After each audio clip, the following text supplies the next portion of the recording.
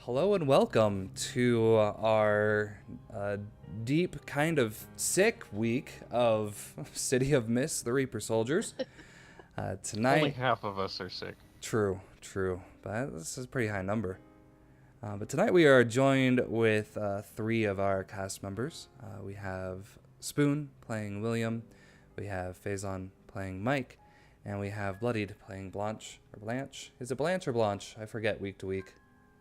Well, for Americans it would be Blanche, but when you're British, it generally gets pronounced Blanche. Okay. Blanche. Blanche. Depends on your Hey, yo, B! Let's accent, do this! really. Pronunciation. All right. Yeah. Very good. Cheerio and all that. Just assume William's saying it right. Yeah. He's a school teacher, but I am not going to. We'll have to teach Spoon RP at some point. Last week we continued into our investigation, and it looks like Phazon, you were the last to make a roll. So why don't you give us a recap about what happened last week? Oh. Details are a little fuzzy after inhaling a few things, but let's see. The teacher guy went into the tunnels and haven't heard from him for a bit Hey. after having saved his ass the first time from going in. Yeah, I will. And Yeah, we just started, so I'll get it that's in pretty probably much about an all hour that or so. happened. Well, and then, you know, the whole... I'm sorry, babe. Fire Brigade. Cinematography thing happened over at the rich construction's people's fucking places. it all up. But I wasn't there for that, so... I'll get that done. I'll be around.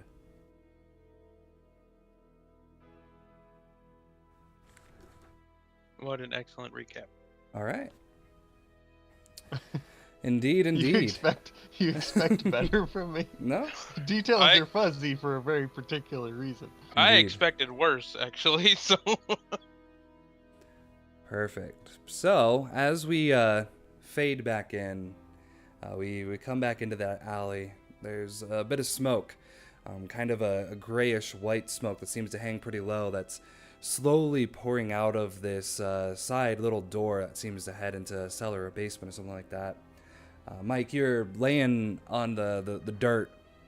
You know, you kind of rolled on your back, and you just saw that constable run in to the building, assuming, you know, the building's on fire, gonna go and be the hero, you know, save anyone that might be trapped inside. You look around the alley, you know, the sun's still up, but it's starting to set a little bit. You know, up above you, it's just that dark kind of thick smog kind of smoke from the industrial district. It's still very kind of loud and noisy, kind of like a churning machine. Down to your left, kind of further down the alley going towards the river itself, you see the body of the fellow that had lost his head, and laying next to him is the individual that had been knocked out by the doctor. And then over to your right, you can see yourself, your clone that had run full speed into a wall and died. You're noticing that his face is beginning to kind of sag a little bit. His figure is not as plump. It's starting to kind of slump down. And you are standing there, or laying there, as Ember is kind of lying over you, trying to again get a read of the situation. Two of the other constables had run to go fetch the fire brigade, and she leans over you and just says, "Look, stay here.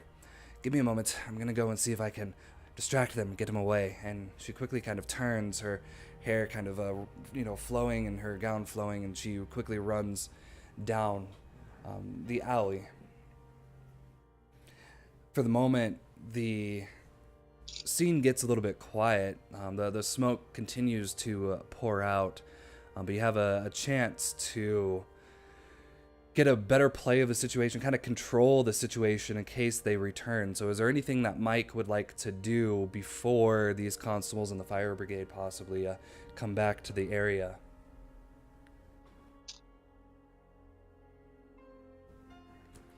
How large is the alleyway? I would say it's probably about 150 yards from end to end, about 20 feet across. It's in between two buildings. So you have the Mather Industrial Building, that's basically where your feet are, and then towards your head is that warehouse where you had gone inside and met Shen Lim and his bodyguards. At the very far end of it, it heads to the river, which kind of catty corners along the backside, and that's where William had gone to fetch the sledgehammer and do his little bit of watermelon smashing.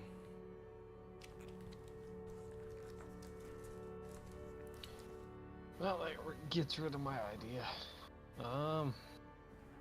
Collapsing a building isn't going to help. Actually, that would serve the purpose quite well, but I don't want to get that destructive. Why not? Well, We've already murdered everybody. No, not everybody. It's called controlled destruction. I don't know. Just we could buy the building, I guess, and then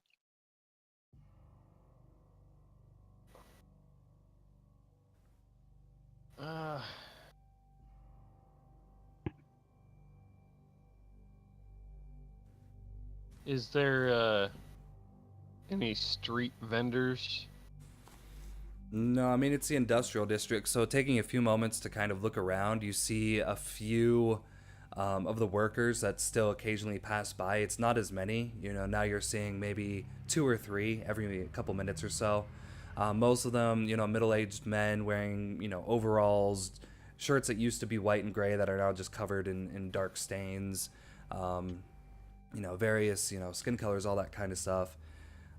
But yeah, you don't really see any vendors. You do see quite a few, wagons going by with just pieces of railway, different part of industrial things, crates, wagons, and just boxes stacked on them. It's closing hours, so anything that needs to be transported out is being transported out. All the people are starting to go home. Okay. I'm gonna go ahead and shut the doors. Okay. Basically, go back into that metal door, shut it, but not latch it, Okay. to kind of kill the smoke. And are you going back inside the cellar area?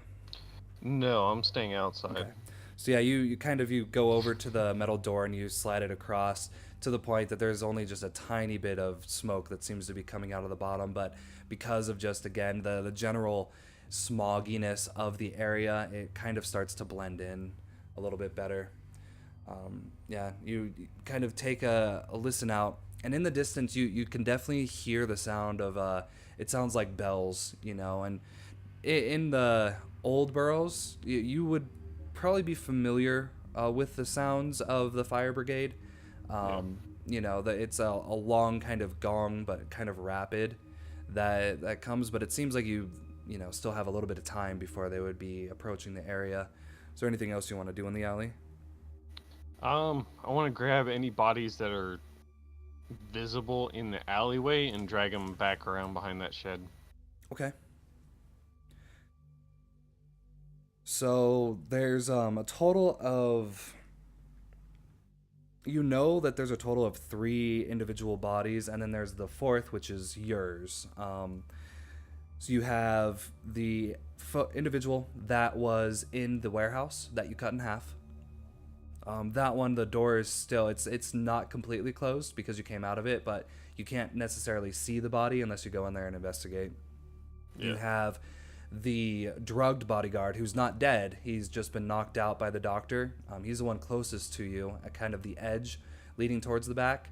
And then there's a smaller guy that is missing his head, that is there in the back of the warehouse. You can just kind of see the splatter of blood and viscera kind of heading out there. So Yeah, I wanna focus on those two first. okay, Putting the dead guy on the live guy. okay, sounds good. So for that, I'm gonna have you do a sneak around. So basically, you're trying to hide something, deceive that there's anything going on in this alley. So whatever things you do to act quickly, and also to kind of make sure you're getting all of the important bits, whatever tags you think would apply to that. Let's go ahead and use them. Bullet time, garbage collector, and I don't think I can use anything from like the Order or the Underworld. Hmm. And what statuses do you currently have? Um, I have my katana, and then I'm not sure if the level 1 gut punch would still apply. Yeah, it would apply until it's completely Okay. removed. So yeah. Okay. So go ahead and apply that as a negative to this. I think, it's definitely going to slow you down to a point. It's still a bit sore. And then, yeah, if you still have the story tag, lots of eyes, go ahead and remove that. I don't think that's still in play. There's still a few people, but it's not as busy as it was. Yeah. And let's go from there.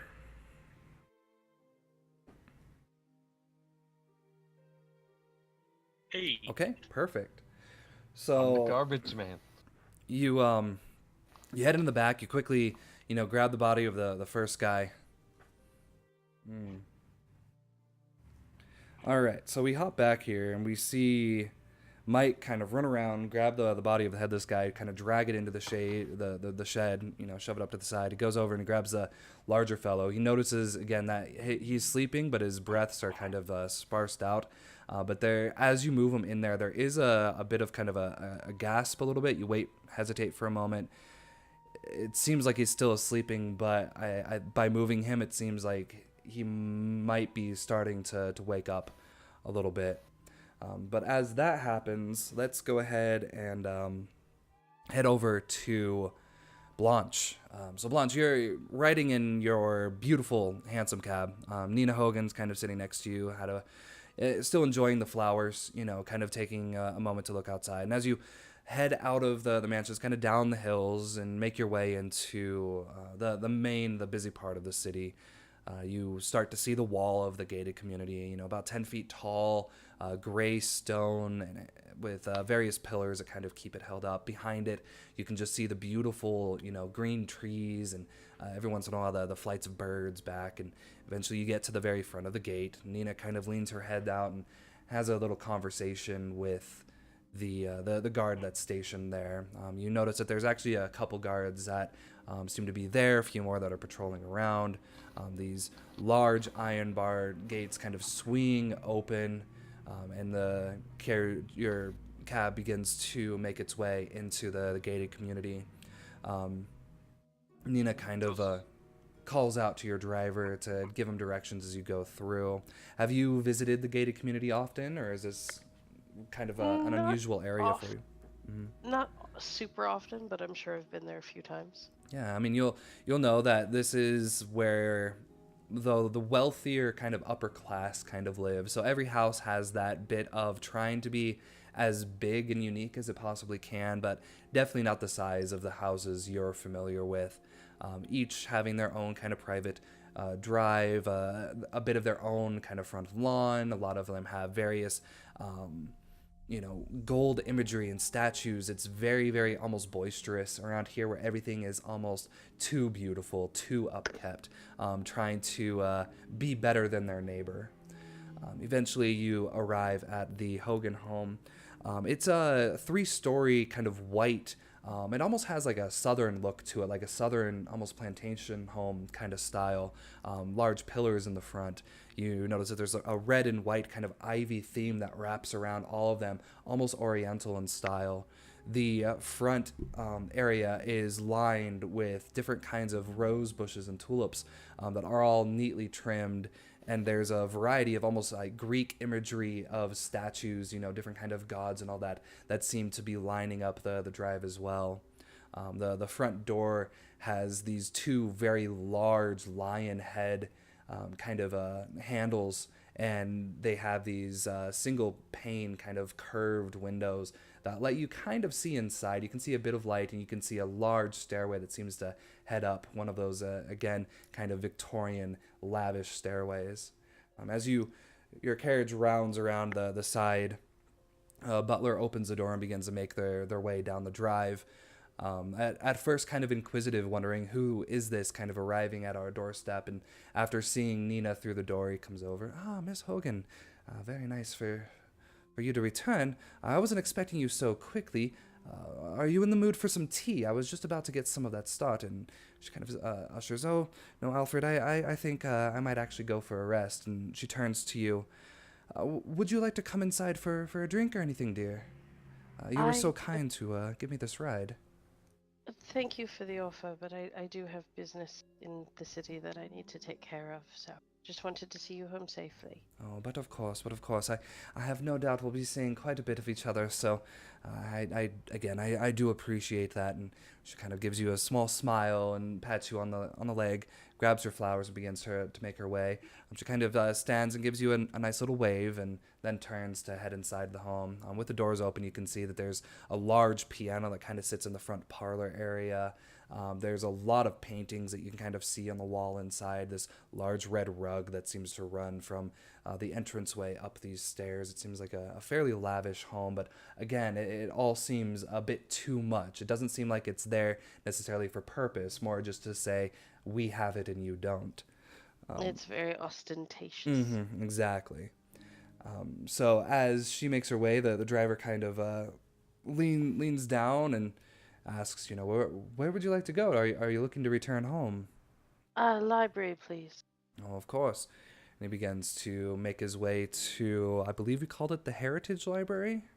Yes. Very good. So he begins making his way there. Luckily, it's not too far of a drive.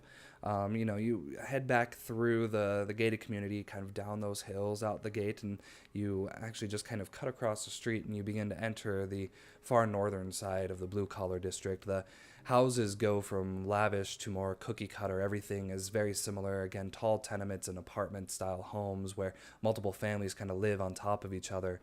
All of the roads seem to be sporadic, not really seeming to go in the right way. The whole area seems to be loud and noisy. Children are running around in the street. Dogs are barking. There's loud music being played by random musicians on the lawn. And because it's kind of the end of the day, there's a large traffic of individual horses and cheaper wagons that are making their way back home. Many of the men, in overalls and dirty kind of dark shirts that are stained, make their way back home. Some of them already coming out of the bar a bit too drunk. But you make your way through that to, again, one of the nicer areas of the blue-collar district, and you find yourself in front of the library. Go ahead. The driver kind of pulls to a stop, comes down, and opens your door to help you out. I will climb out. Take my bag with me. Feel free to head home. I can have a cab bring me back. I should be here for some time, and I don't want you away from being able to help my brother and his guest if you're needed. Is this a common occurrence for you to travel somewhere and then just be left there, or would he kind of feel a bit... I mean, I think most other places it's probably really uncommon, but she spends a lot of time at the library. Okay. Like, it's not uncommon for her to show up in the morning and not leave until the afternoon. So I feel like that's part of why she had him bring her here, is because it would seem pretty normal. So he nods and, gets back up, closes the door, kind of gives it a lock, and begins to make his way down. Is the library open, during normal business hours? Is it open all day long? It's open through, I would say, like the first half of the evening. She would want it. Part of why they built it here was to help further educate people, so she would want people to be able to visit after work, and things like that. So, yeah, she's gonna wait for the driver to go. Like kind of make like she's getting ready to go up the stairs and inside, and once he's around a corner, out of sight or whatever, she's gonna redirect or divert her path and find somewhere like a little side alley right beside the library or something to duck into. Okay. Yeah, you wait a few moments, and as he passes, a small omnibus kind of pulls up, and there's a group of about 6 or 7 children that all hop off. There's a woman. She appears to be kind of possibly a nun, definitely has kind of that religious look to her, and she comes off with the children. They begin to go inside. She actually looks over to you, and you recognize her. She's one of the many volunteers you have at the library. She kind of gives you a smile and gives you a quick wave, kind of looks down at the children and looks back up to you, a great big smile. Again, kind of a gratitude of a place to be able to educate these children. And they all begin to make their way. As you kind of watch them go in, you look around the side of the building, and there's a few benches that kind of go around the front, but towards the back, for the most part, it's just a green area. There's no benches or anything like that. For the most part, it's kind of obscured, out of the way of any prying eyes. Okay, yeah, that's what she wants. Is she just wants to get somewhere where she can real quick change her form. Mm-hmm. So and then leave again. So yeah, you head over. Sound like you are trying to change the game to change your appearance.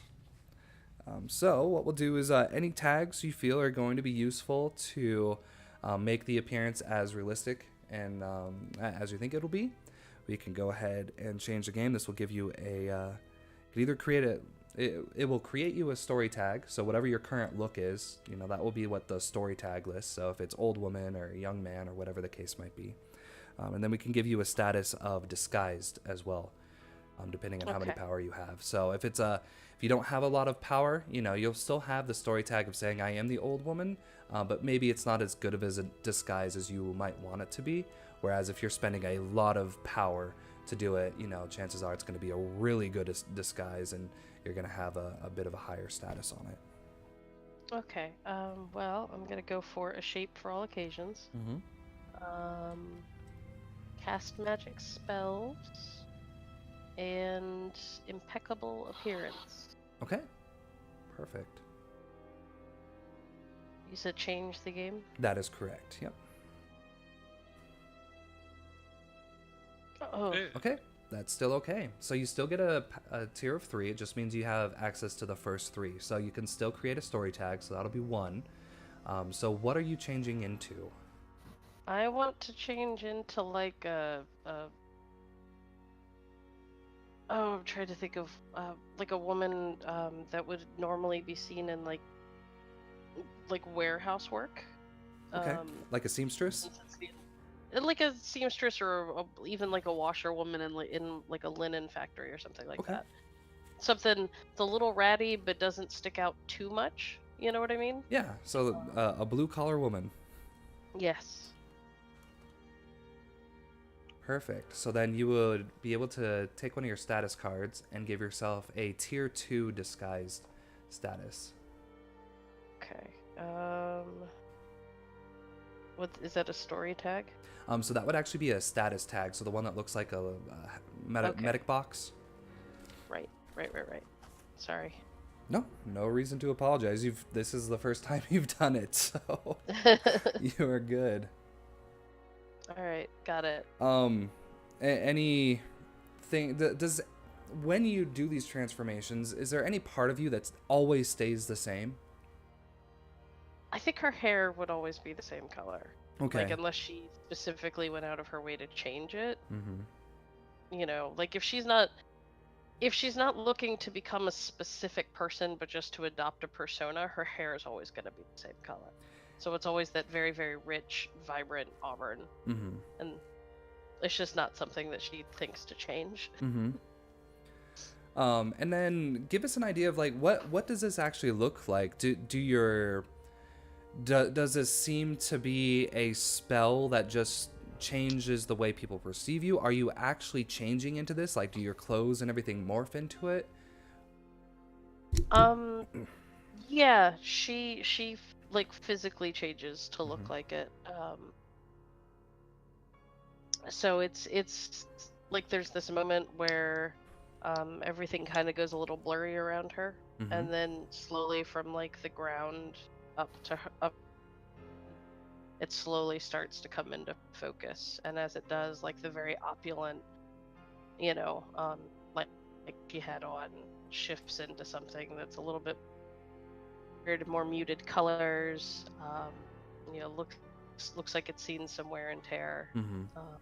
Lower quality fabrics, things like that. And what do you kind of use as reference to guide your ideas of, again, how dirty to make the clothes, or, you know, small things like that? Is it just based off of the experiences you've had at the library? Have you spent a lot of time trying to sneak into these different areas just to watch people? It's kind of a combination of people that you see at the library. It's, you know, on the occasion where we have to bring in outside workers into the home. You know, a lot of delivery people aren't going to be as dressed as nicely as the maids and whatnot. You know, the actual clothes that maids wear before they get into their uniform, things like that. She pulls from a little bit of everything, and then probably puts a little bit of an artistic flair on it, because she doesn't see it super often. Awesome. Perfect. So yeah, as you make your way out, you're definitely, you know, a brand new woman. So as we kind of fade away from that, we find ourselves in a darker area. The light is a faded kind of orange. There's a thick white-gray smoke that kind of hangs almost like water floating in the air. The walls seem to be vast in length, yet curved and twisting and small as far as width. And there we find William, his hand up against the wall, looking back behind him. He sees a recently deceased constable that had just ran into the room. Unfortunately, not knowing what he was running into, found himself speared onto the other wall. William, I have a few story tags I would like you to take, since you are now amongst this crazy smoke. So we're going to do 3 different story tags. We have one that is dense smoke. I was talking to somebody. Give me just a second. Story tag. Dense smoke. Yup. We have one that's for pricks and points. As you run your hand across the wall, every once in a while you have to recoil, as the wall is not smooth. It is rugged metal, rusted metal that seems to be stretched and bent and twisted in different areas, unnatural in the way it looks. And the last one is twists and turns. As you try to make your way around here, you notice that about every 5 feet there's one of these lanterns that hangs, and this white-gray smoke just pours out of it. And as you kind of turn to look down one hallway and you turn to look down another, they both look identical. Everything seems to just be a bit strange, but your focus is not on that. Your focus is on this smell, this fresh blood that has just recently... Just what everybody needs, fresh blood. And I was already denied earlier, so I'm not going to be denied now. I'm going to go ahead and just eat him. Because why not? So you, or drain him, I suppose. Head over. You notice the spike, you know, it seemed to hold in most of his blood. It's primarily just the impact that had really done him in. But as you don't see anyone around, you take this moment to reflect on your beast powers, your beast abilities. As you get a bit closer, you start to notice the things that make him a human. The small birthmark he has on the back of his neck, that's kind of a shape of it almost kind of looks like a crow or a bird. The additional emblems, the medals that he wears on his chest. There's a smell of almost detergent, like his uniform was recently washed by either himself or someone that cared for him. But he's there. So do you push through your humanity to consume him nonetheless? You have to confront me with my one weakness, humanity.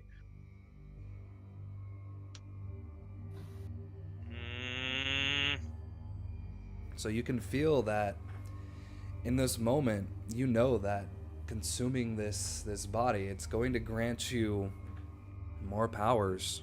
You know, you've been on the side of seeing red. You know what the beast within you can do and what this blood will be able to fuel you with. But you have also felt that strain that every time you consume a human, you feel like that beast is starting to take control over you instead of you over it.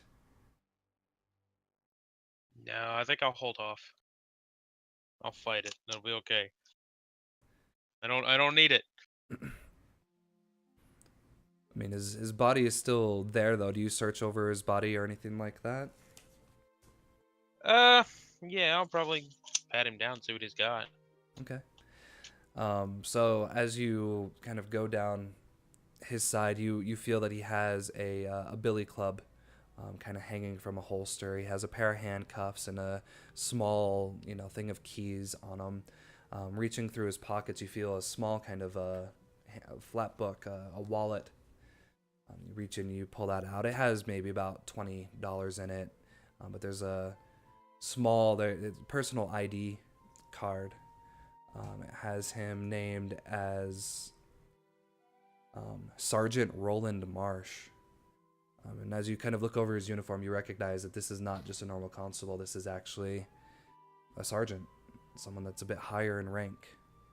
He has a small picture of him standing, no one's smiling, but it's him, his brunette wife, and his two younger children, probably about 9 and 6. You actually recognize his son. He was in your class, maybe about 2 years ago. But you recognize him as being someone that had attended your school at some point. Well, I'll take the ID with me, and I'll take the handcuffs and the keys. Okay. Go ahead and give yourself another story tag of handcuff and keys. This is gonna be fun if I can't even pronounce words. Don't worry, I'm out of story tag and whatnot to use. You I've can got one. and under your character, the far right, that theme, you have space to write story tags in there as well. Oh, okay. I didn't know that. Mm-hmm. Yeah, I don't need a billy club. I'll have a sledgehammer. So you're in here. The smoke is, you've been able to withstand it for a little bit, but it's starting to make your eyes water. It's taking a moment. You have to lift your arm up, to kind of cover your mouth. The only light that's coming from here, again, are from those lanterns that are about every 5 feet, and they go from side to side. So you have one on your left, one on your right, and they just kind of carry around. What would you like to do? Well, I'm gonna grab one of the lanterns, and then I'm gonna start banging on the wall. Because why not? So as you take one of these kind of clay lanterns, it kind of shifts a little bit, and a bit of liquid spills out on the ground. It kind of sizzles as it hits. You kind of take it, hold it ahead of you, and you start to pound on the ground. You feel the air almost change, like it's being sucked into one area and then exhaled, and you start to hear a variety of sounds. There's the sounds of crying and almost screaming coming from one hallway. There's the sounds of footsteps down another. There's the sounds of something raking across the wall, going down a third place. Sounds are beginning to come from all different sides of you. I'm gonna follow the crying and the screaming. Okay. You begin to make your way down that hall. I'm gonna have you roll and investigate as you try to make your way through these walls to see if you'll be able to. You can ask some questions about where you are and what you're doing.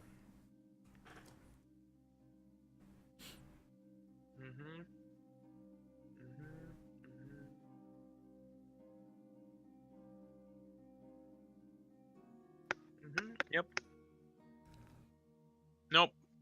Okay. Absolutely nothing. You begin to make your way down the different hallways, and you'll hear the sound of the cry echo from your right hand side. So you'll turn with your lantern, and a bit of that liquid will spill out once more, and you'll keep going. And as it spills, the light begins to dim a bit more. So you have to pull it up closer and closer to your face, and you hear the cry again. But now it seems to be like right down the hall to your left. So you turn again, and again a bit of it spills out. So you pull it closer and closer to your face. I'm going to need you to fight danger, or face danger for me, to avoid a tier 3 mental trip status as you keep holding this lantern kind of closer and closer to you to keep the light from getting too dark. We're gonna use... Do I have anything? Probably not.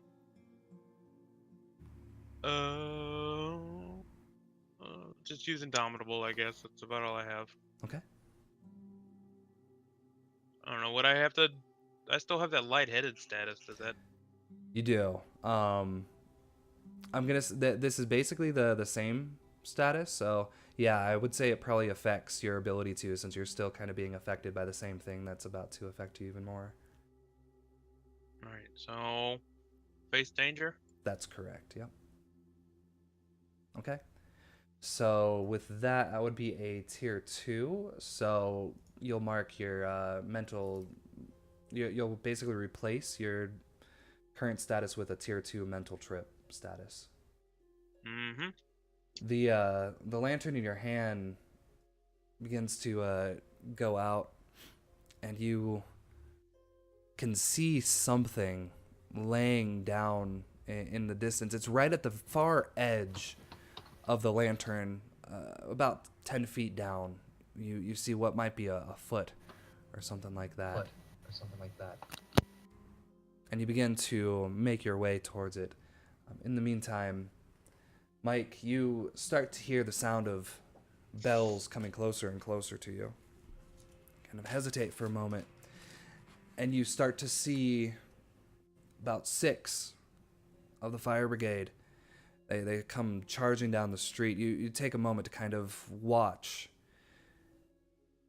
and it looks for a second that they are going to begin coming towards you, but they go past you. They continue on. It seems like they are heading somewhere else. 2 of the constables begin chasing after them, heading back.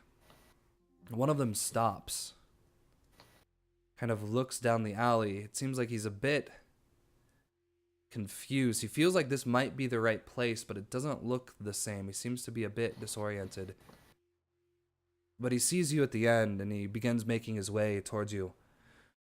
You there. Yes, you.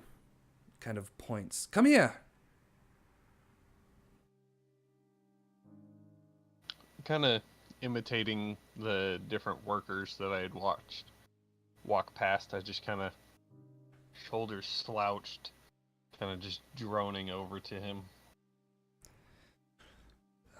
I could have sworn we were just down here. Have you seen the sergeant? There was a sergeant in this area. Again, you can tell he just seems to be confused, disoriented. But yes, in this area there was a building on fire. Have you heard anything? Seen anything? The only police officers I'd seen were 2 that ran past, just there on the street where you're coming from. It's like, no. What wouldn't have been that? Where are you coming from? I work over at the factory just down the road. I like to take the back alley because it's less populated. All right. Well, there's rub my eyes. a fire in one of these buildings. I recommend you clear out of here. He kind of points you down the alley, and he begins kind of looking around the scene. He looks over to where your clone had been, and there's now like a puddle of stuff? How would you describe kind of the last few stages of your clone's disintegration?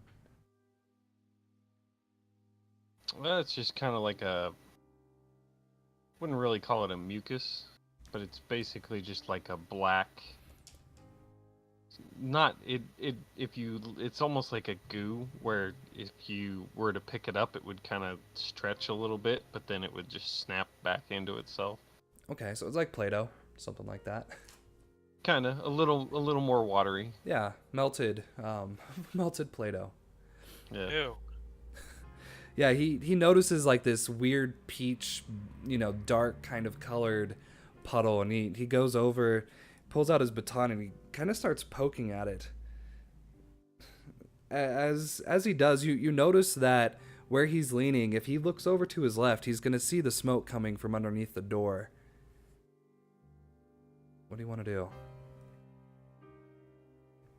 I'm gonna approach him on his right side, kind of yawning, and what is that? Kind of looks at. And to be honest, I'm not sure. Some kind of leak or something coming from this building. He kind of looks up. Was under the impression they had a furnace in there. I'm not sure what they might be melting. I don't know. Have you ever seen anything like this before? I'm gonna kick dirt over top of the part closest to the building. Mm-hmm. And so as the goo wants to kind of maintain itself, it'll kind of pull out from under that and move away from the building a little bit. Okay, this definitely sounds like a thing that we're doing here. But what is that thing gonna be though? That's the Just question. shove him down the hole again. It's okay. I feel like it's kind of partially sneak around because you're trying to be like, right, you don't want him to think it's a leak from the building, right? You're trying to draw his attention away from the building. Okay. Yeah.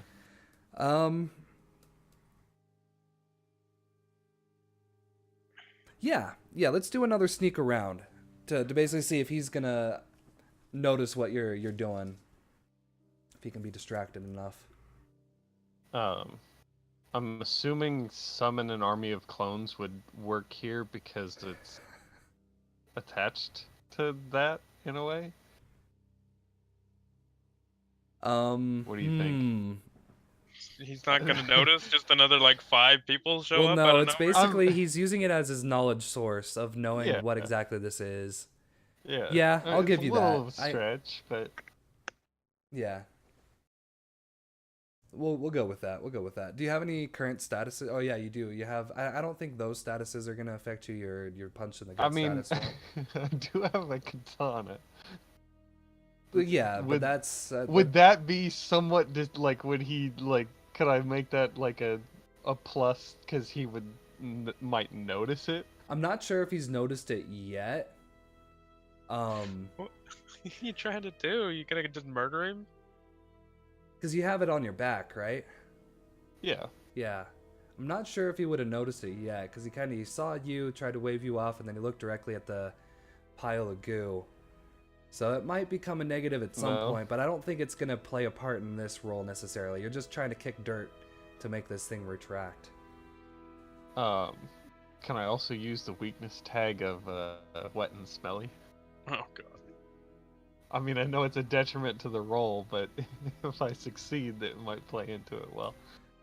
How do you feel like this is going to affect your ability to kick dirt? Because I'm gonna be right up against him, basically. Okay. It's not so much the dirt as the distraction.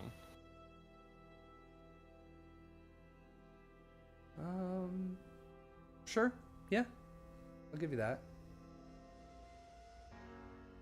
Okay, and then sneak around. That is correct. Yep.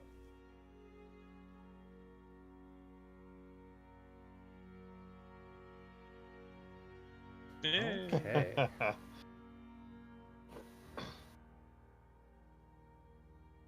So, summon an important notice. You're perceived only by a secondary sense, or you must leave something important or be discovered. So your goal here is to make him think that this is kind of an unimportant mess that's not attached to the building. So...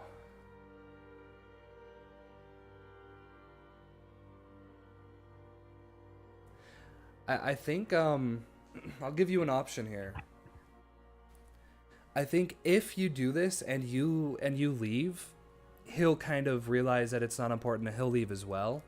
But if you do this and you decide to kind of stay in the area, he might be a bit more interested in staying in the area as well.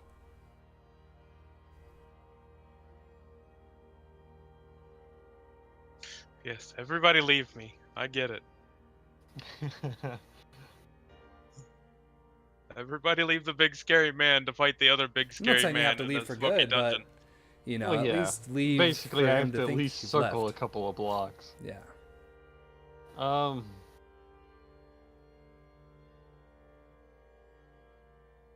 Yeah. The spoon's right there. I mean, I'm not. I don't know where I'm at. I'm high as shit, man. The clouds are coming for me again.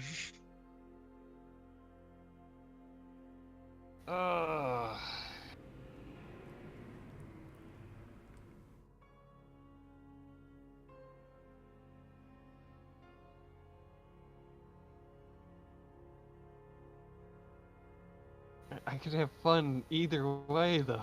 You could. Roll for it. Roll a 1d2.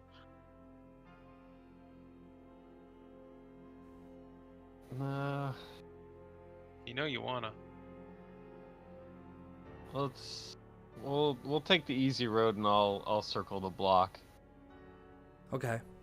So Well, you it'd be probably about 2 to actually get him disinterested. you kick the dirt and your mess kind of retracts, and he pokes at it for a few more seconds and realizes, all right, must not be important. He kind of sees you beginning to walk away and takes one more moment to look around the area, kind of shrugs, scratches his head for a moment again. Something just doesn't seem right. Begins walking out to the corner. As you come to the corner, you can see that the fire brigade are about 2 buildings down, and they're currently yelling at what appears to be some kind of floor boss, an older gray-haired gentleman wearing a decent suit. It's kind of outside yelling at the fire brigade while the fire brigade is trying to get inside his building. But there's a whole argument there. The constable kind of comes up behind you and sees this happening, begins making his way kind of slowly down there. He keeps turning back around to look at the alley, and then walking a bit further and turning around again to kind of look at the corner, and makes his way slowly towards the commotion. As you begin to make your way down the street just a few blocks, you see a younger kind of boy, kind of dressed in... He doesn't seem to have the outfit of a worker in the factory. He's a bit cleaner than that, but he's carrying a bag, and he appears to be running towards the building.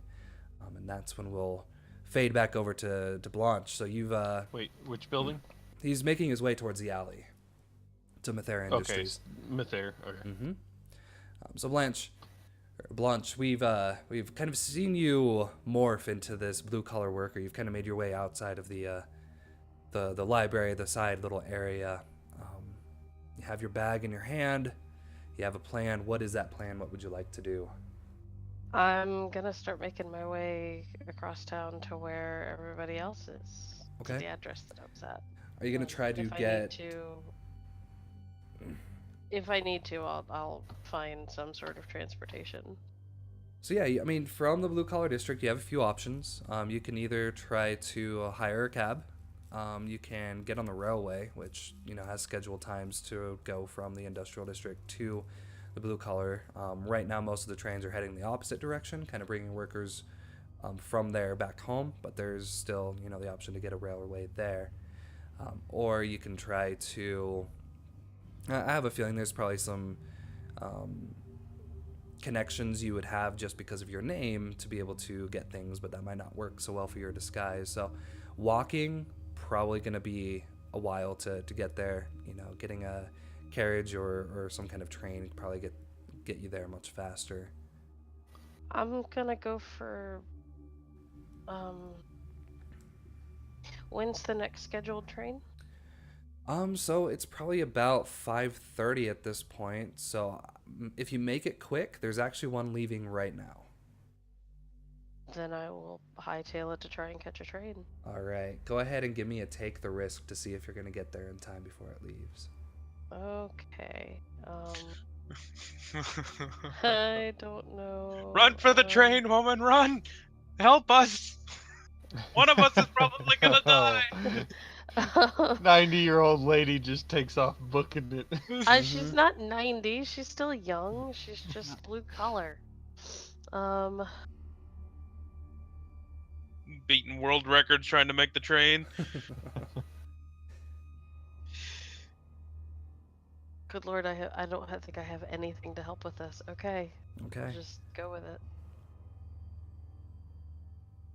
No worries. You do it. You made the somehow. train! How'd you do it? I don't know. You Blanche get could be an there. Olympic runner if she wanted to. Yeah. Hardcore parkour. You Old go lady running dress. through the streets, and somehow you're able to actually cut down some alleys where most of the other people that enter these alleys don't ever come out. You know, it's just they're so confusing and they all look the same. But somehow you just know, you have this feeling, this inkling of how to get there, and you step on board just as that last horn kind of toots off. And for the most part, there's definitely workers on here. It seems like, you know, this is a night crew, whoever has a night shift. So most of them look like they just woke up not that long ago, kind of dreary-eyed. But you take your seat, and the train begins to make its way down the tracks. William, you're rubbing your, you know, the lantern in your hand seems to have, you know, faded out, or maybe it's just because everything seems to be a bit stranger. You know, the smell, it no longer really has that metallic sense to it. Now it almost seems more sweet, inviting, perfumey. There's something laying on the floor about 10 feet ahead of you. You see what looks to be some kind of a foot or something like that. What do you want to do? I'm gonna kick it. So as you make your way kind of closer and closer and closer to it, the foot kind of retracts, and you see a figure kind of start to stand up. They look thin, frail. Their hair is kind of long and disheveled. Their face seems to be sullen and kind of sunken there. Their eyes, as you see them briefly, are wide and staring at you. And they begin to scream and bang on the walls. Their palms begin to get a bit bloody as they're just staring at you. This look of fright, but also possession kind of comes over their face. Appears to be maybe a 60-year-old man, kind of with an oriental look to him. But he's just standing there with his mouth wide, just screaming at you and pounding his hands up against the wall. Boof, boof, boof. Blood begins to trickle down from it, again catching your sense. As you step a little bit further, he stands there and he gets louder and bangs his hand even more, trying to make as much noise as he can. What do you want to do? I'm gonna join in on the fun and start banging and screaming. So you both begin to bang and scream and bang and scream. I'm one of you! Ah! And They're banging on the wall.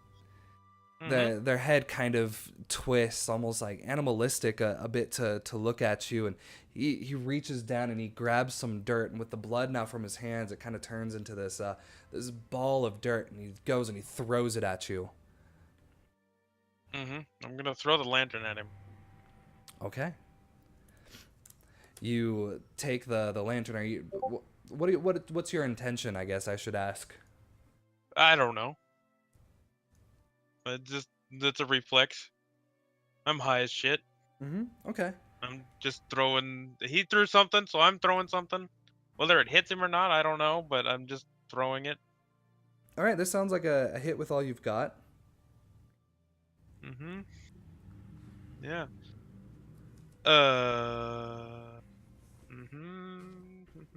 We're gonna use terrifying because I'm probably pretty terrifying to this guy, it seems. Mm-hmm. And super speed because I don't really know what I'm doing. Mm-hmm. So I'm just gonna go all. And I'm all gonna out. say that mind trip status is definitely gonna play a negative part in this. So up like that, and then hit with all you got. That's not bad for a -2. Okay, so you get at least tier 1 on it. Yeah, you're looking to throw something. So the options, you can take cover or secure. It's more you can get them good, I would say. There's no collateral damage, or you hold the target's attention. So which one of those do you think you would pick here? You're trying to throw a lantern to either stop him from doing that again, which would be the first choice, right? To take cover. To actually attack him, which would be the tier. To not cause an explosion, which would be the third. Or to use this to kind of draw his attention away from anything else, like basically force him to come to you. Probably the last one. Okay. So you take the lantern and you kind of take it and you throw it loudly against the side of the wall. It like explodes with a bit of a brighter flame, and the liquid drips out and the smoke kind of pours off.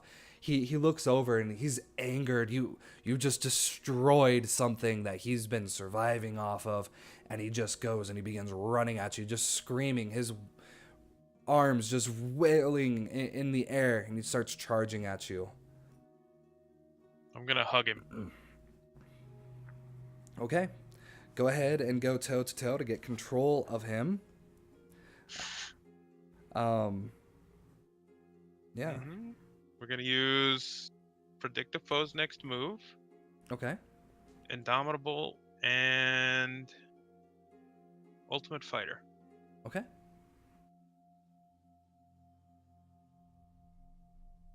Oh, wow. Wow. Holy All right. crap. Okay. Sounds good. So you can choose 2 of those.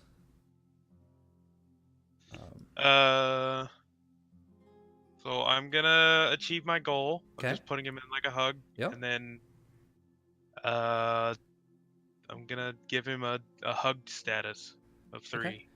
Just like I have his arms pinned to his side, but I'm just hugging him. Well, there's 2 options to go here with those last 2. Is either you can give him a tier 3 status, which is pretty that might kill him. That's pretty close to killing him, or you can block, dodge, or counter, which means he is still held, but you're not going to get hit by it. So if you give him a tier 3 status, you could probably knock him out if that's what your goal is, or you can just get him in a restraint for now and then deal with upcoming blows Well, from I there. wasn't trying to fight him or anything. I was just trying to hug him like an actual hug, not like a bear hug. Yeah. No, I know. So I guess I'll just hold him then. Okay. I don't want to kill the guy. I just want love, man. I'm all alone in this catacombs. I don't know what's going on. So you grab him and you hold him tight, and you can tell he's like trying to punch you a bit, but he has no strength in him. As you feel him, he just feels like skin and bones. You don't feel really muscle anywhere. You definitely don't feel fat. You almost feel like the heartbeat thumping against you, like someone's pounding on your chest from within his. It's rapid, it's quick. His breathing is shallow and rapid as well. His skin feels cold, just ice cold. And he's just there babbling nonsense, just gibberish. It makes absolutely no sense to you. Every once in a while, like, try to go up to bite you, but you just have the height on him, and he's not able to do anything but like chew on your shirt a little bit. It's okay. I'm just gonna say it's okay. It's okay. And I'm gonna hug him, and it's okay. Look, we're safe from the clouds here. It's okay. It's okay. There's no clouds. The clouds aren't here to kill us. He begins to like try pushing you off of him, like digging his hands in there, but again, you start to feel the strain. You know, it feels like he might even start breaking bones if he keeps trying to struggle to get away from you too much.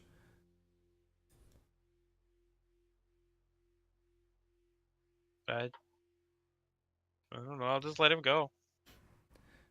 So as you begin to release him, you look past him to another hallway. Again, it looks very similar.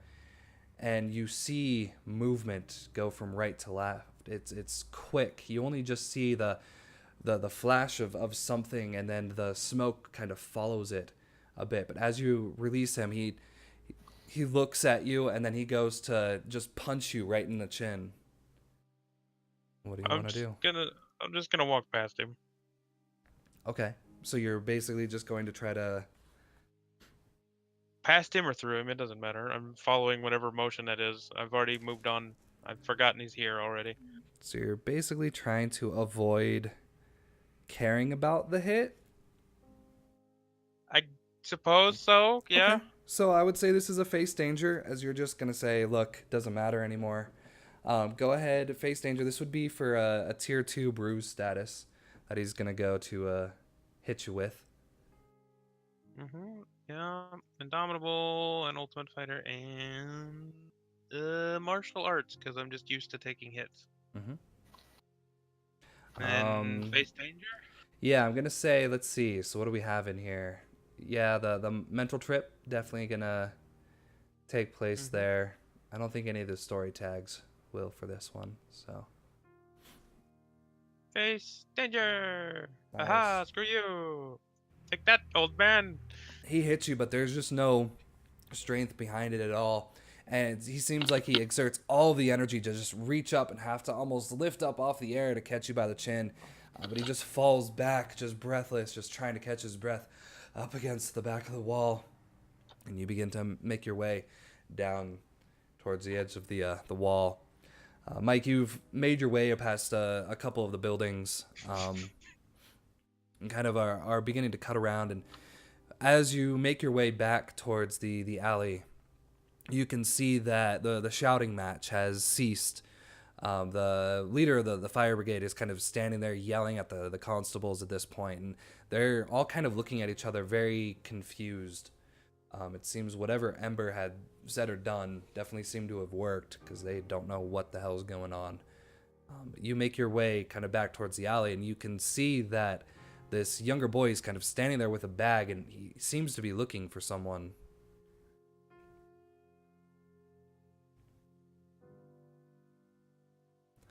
What do you want to do, Mike? Oh.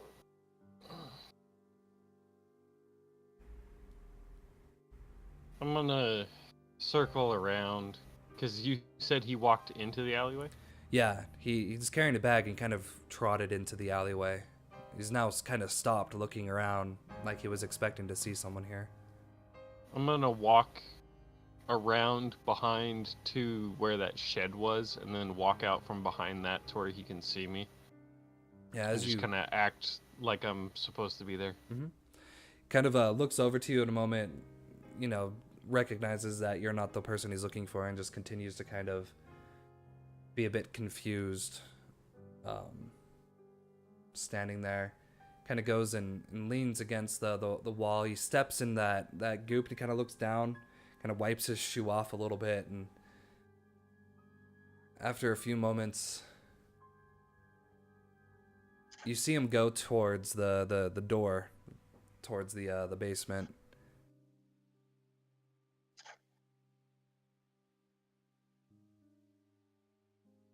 Begins kind of walking towards that metal door you had closed. Goes to reach for it. You're only maybe about 6 feet away from him as he's doing that.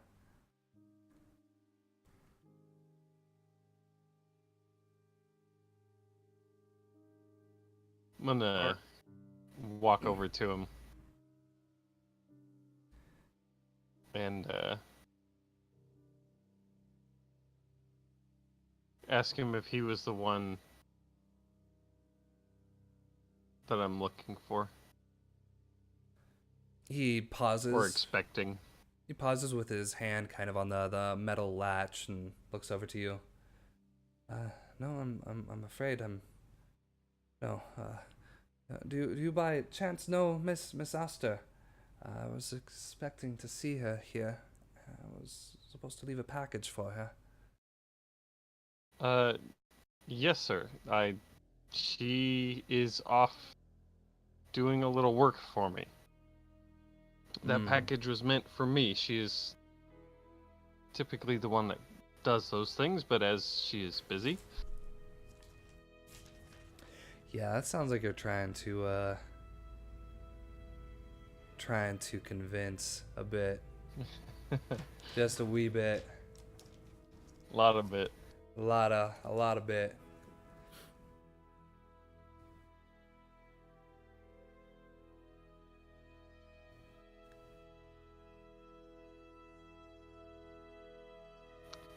Ooh.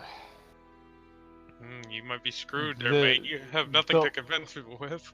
The only thing I would have to convince would be to basically nonchalantly flash the order badge. And burn it, yeah. Okay. Hey, I could see that as That's you all I using it got. as a point of like to you can convince trust him. me, I'm official. Yeah. Yeah. Okay. I'm gonna also say then you need to use the crew weakness tag in over your head. I know. Yeah. Yeah, I was gonna say that. So it's pointless. That's okay. If he was gonna say it, you can go ahead and add attention to the Well, crew theme for using it. I'm okay with that. Exactly. It gives you attention either way. Yeah. I mean, you can do it, but it just seems like it equals out. So Yeah. do it. Do it. Get a 15. I know this is probably a stretch, but the katana on my back, Mm-hmm. would that kind of convince him that I'm a pretty cool guy? No. You're a working man with a weapon on his back. I'm not sure he would even know what that even means, to be honest. He's just a stable boy. Okay. He's very I much was out of thinking his because it's a shiny green katana. Like, yeah. come on, it's cool.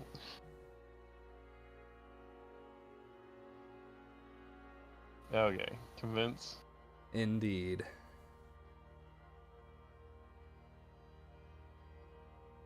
Okay. See, the katana worked.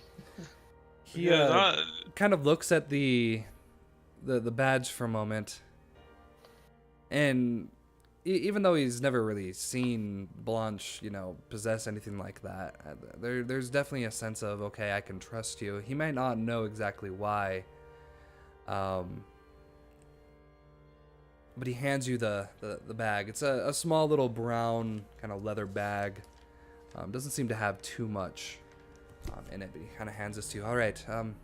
Yes, I believe Miss Astor had said this was supposed to be for someone named Ember, and to be honest, she didn't give me all that information. She just said to bring it to her. So if you could provide that to her when she arrives, I would greatly appreciate that. Yeah, I'm afraid I must return home. Kind of hands you the bag. I'll grab a coin out of my pocket and hand it to him. Kind of smiles and, oh, it's very kind of you, sir. Tucks it into his pocket and again kind of looks around the area. He kind of has never really been here before, so everything seems very large and also a bit scary. I think he doesn't feel quite comfortable and begins to trot away. That's when you hear the sound of the horn of the train. Thomas begins to pull around and into its station in the industrial district. Blanche, you step off the train and you step onto the street. You see the massive buildings and factories here, all spewing dark smoke into the air.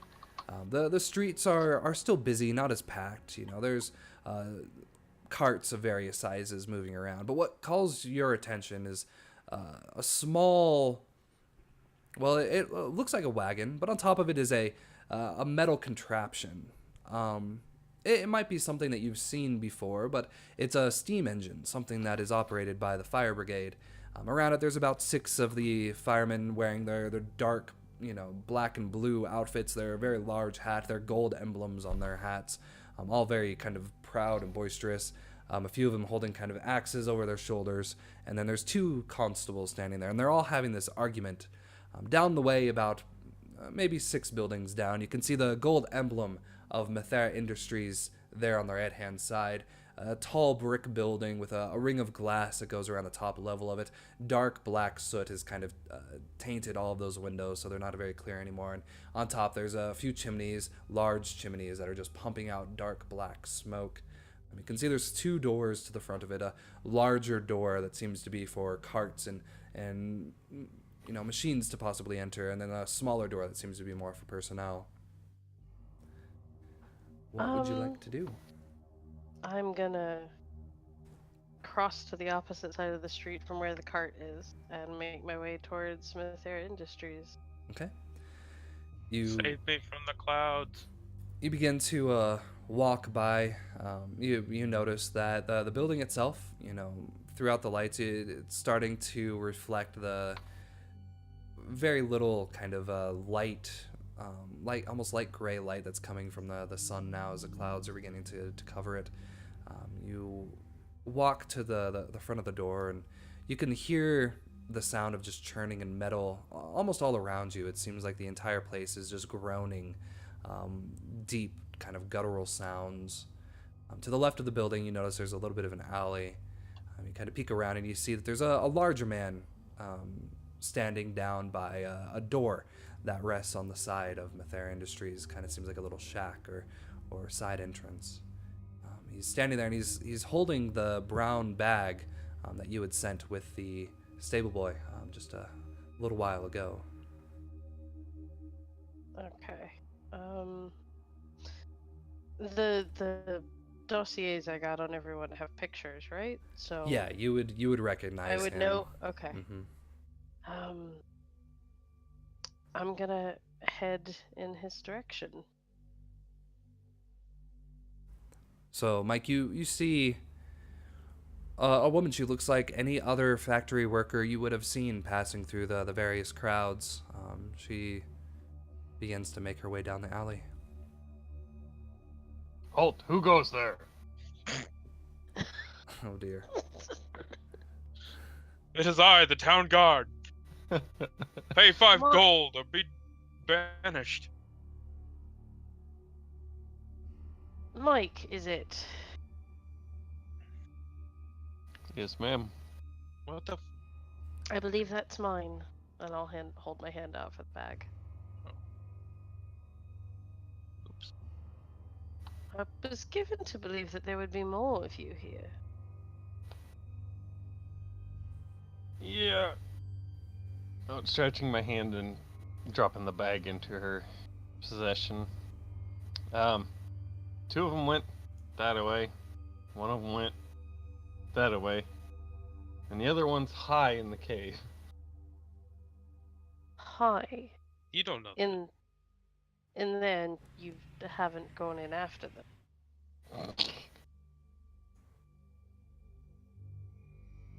Oh, I can see why the order sent me then. Alright. You act like Mike would do anything to help me.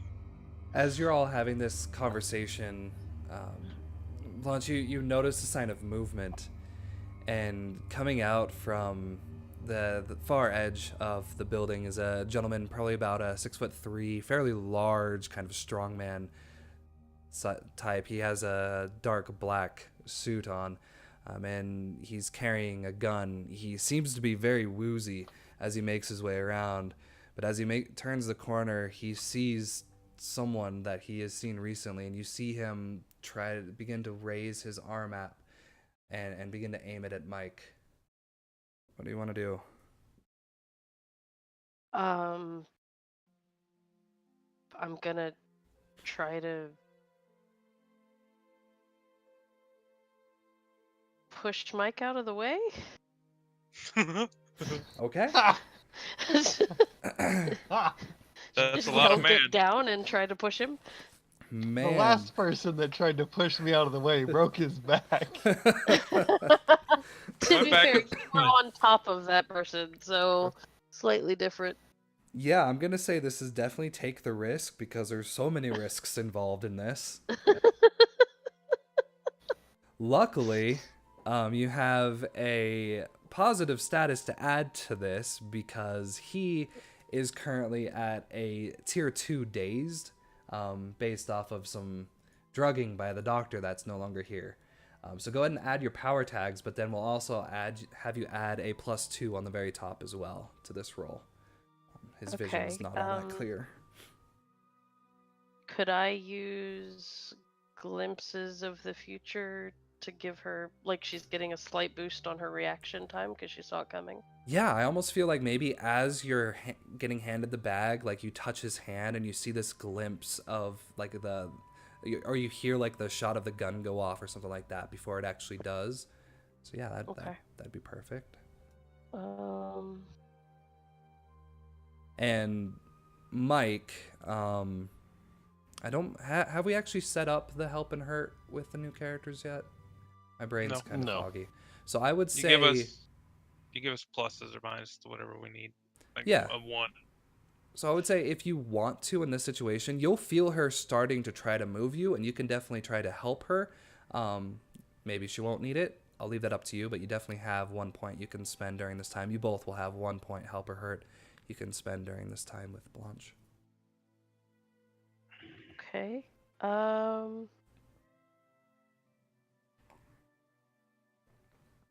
Yeah, I'm just gonna go with glimpses of the future and premonitions. I don't think I have anything else. Okay, perfect. You can go ahead and add your +2 on that. Where do I do that? So at the very top, it'll say plus or minus. Right where you do the roll, you can just add 2 on there. And that's it? That's it, yep. Let's take a risk. Indeed. Taking the risk. Jesus. Okay, things get messy. I will offer you a hard bargain or an ugly choice. Okay. I rolled a 2 earlier, so you did. You rolled a 2. So, yeah, hard bargain or ugly choice. I feel like this could either be 2 things. You can get Mike moving, but he's a large guy. So basically, it's not going to be a full shot to the gut. It's going to be a winging shot. Or you could put your back into it, kind of inflicting a bit of damage to yourself to get him fully out of the way. So I would say you can either... he can take a tier 2 graze wound, or you can take a tier 2 strained back. I'm gonna go with me taking the tier 2 strain back. Okay. So you I feel like he needs to not be hurt. Mike's used to being shot. This would be like the 3rd time he's been shot. Yeah. You go to lean into him, and it's not just that he is big. I mean, this boy has mass. This is like moving a truck. So you go to initially just push him, and he doesn't move, so you have to almost shoulder check him. And as you do, you just feel that little compression in the small of your back, and you both go to the ground. The gunshot just flies over, ting, hits off one of the walls. The guy like reacts to the kickback a little bit and has to catch himself on the wall, still a bit dizzy. He tries to recorrect himself. Mike, this smaller, older woman, not old, but probably about your age, maybe a little older, just knocked you to the ground, and a gunshot just rang off behind you. What do you want to do? Well, wait, was I on the ground? You're on the ground now. Yeah. Now. You are now. Okay. I think I'm just gonna kind of kick off of the ground and go flying directly at the guy while pulling out my katana. Okay. So yeah, you're like... I'm aiming to only injure him, but we know how well that went with the snake that first game. Indeed. You're looking to go toe to toe. Absolutely. Yeah. Perfect. So he's gonna try to fire at you as you come at him, obviously, but that dazed status is definitely going to be a negative here, for him, not for you. But for you, I feel like you're your punch to the stomach, that's still going to be not so awesome. And then any other tags you want to put on here would be good. I was gonna go with bullet time, flight, and then I know kung fu. Okay. But I wanted to weakness savior mentality. Okay. Sounds good. Yeah, you don't want to kill him. You just want to disarm him. And that was toe to toe. That's correct. Yep. You can do it. You did it. Perfect. So yeah. Yay! What do we see here? So as Mike hits the ground, from Blanche's perspective, she just sees him like kind of kick off of the wall and just go flying at him, pulling a green katana off his back, slicing the gun in half, and then basically just like cannonballing the dude. You both like clatter into each other. The gun just splits into two different pieces. The additional rounds in there all just kind of clatter just all over the ground. And he just lands with a solid thud underneath you. Blanche, you kind of see all this happen. They both go tumbling away. What do you do? I'm just gonna take a minute to like watch all of this unfold, looking a little confused, Welcome to my And then- world. and then slowly get to my feet. Well, that was interesting. You hear a Ow. whistle back behind you. That Turn and look. the crowd of fire brigade and more importantly the constables seem to have heard this gunshot go off and appear to be headed your way. Have they seen me yet? They haven't. You just hear the sound of the whistle making its way towards you in the alley. They haven't made their way to the corner yet. Okay. I would like to cast a spell. Okay. I want to create an illusion so that they don't see me or Mike or the guy. It just looks like a normal, clean, not like perfectly clean, but normal alleyway. I love it. That sounds like a ton of fun. Let's go ahead and change the game. Oh, okay. Illusions. Cast magic spells Mm-hmm. and patience and cunning. Okay.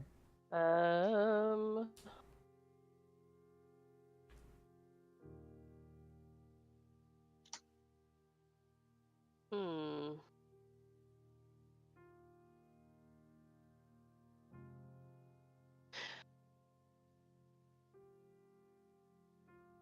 Let's go with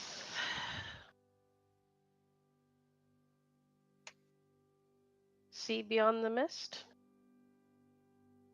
She has an innate knowledge of how the mist works, so being able to form an appropriate illusion should be relatively easy for her. Okay. And I think I'm gonna add a weakness tag. Mm-hmm. I'm gonna mark technology and magic don't mix. If you didn't, I was going to, so that's perfect. Explain that a little bit too. What adverse reaction have you witnessed in the past when it comes to technology and magic? I think her earliest dabblings have been kind of around the house. When there isn't really anybody watching. Trying to do things like turn a light off and on or something like that, and find out that she caused things like sparks to fly, and she's like, okay, we won't do that anymore. Okay. But she's surrounded by technology here, so. Perfect. So then this will be So a change the game.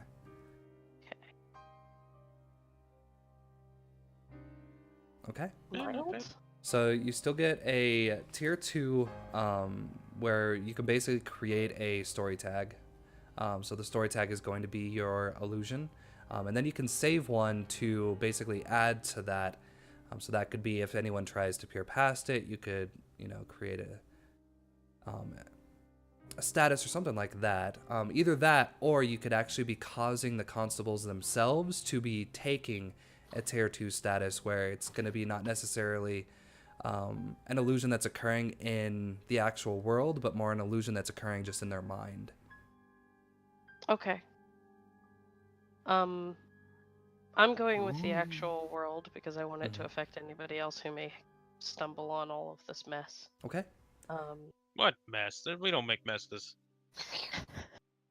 There are happy accidents here. Messes are literally the reason I got pulled into this. We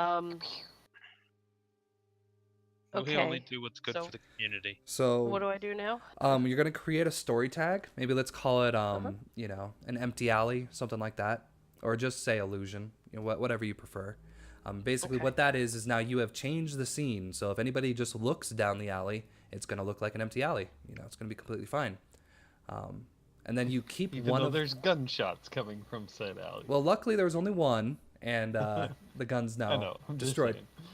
saying. And then the other juice, again, you can use that to add on to that illusion. So if it comes into place where maybe there's another... a person that actually tries to break their way through it, you could try to create a status, or you may or may not use it, but it's basically there to add on to this illusion with whatever method you think would be needed. Okay, so I get a tier 2 story tag. Do I? But and I also get juice. I'm sorry. Oh no, it's okay. So very- the story tag itself is just one. Okay. The story tags will always only be a +1 or a -1 to any rolls. It's basically creating something within the world itself. Okay. In this case, because you're creating the illusion within the world instead of their mind, that's why we're going with a story tag instead of a status. And then the juice, you could think of that as like you've now powered yourself up to be casting this illusion. Like you're kind of holding on to whatever you use to create this illusion, and you have just a little bit of an extra spark left in case you need it to again, create something else if needed. All right, got it. I think yeah. I understand now. Perfect. So as this illusion comes up, give us an idea. What does this look like? Do you have to go through certain motions? Is there like light coming from your hands? What would, especially like Mike, if he turned around and he saw you, what would he see? So he would see her reach into like a pocket in her skirt, and pull out a collection of what look like herbs and almost like fine powdery dust. And she's muttering under her breath in a language you can't understand. And then she kind of steps into the middle of the alley and blows into her hand and scatters it everywhere. Nice. And then there's this very brief shimmer, and then suddenly she's gone and the alley is normal. Awesome.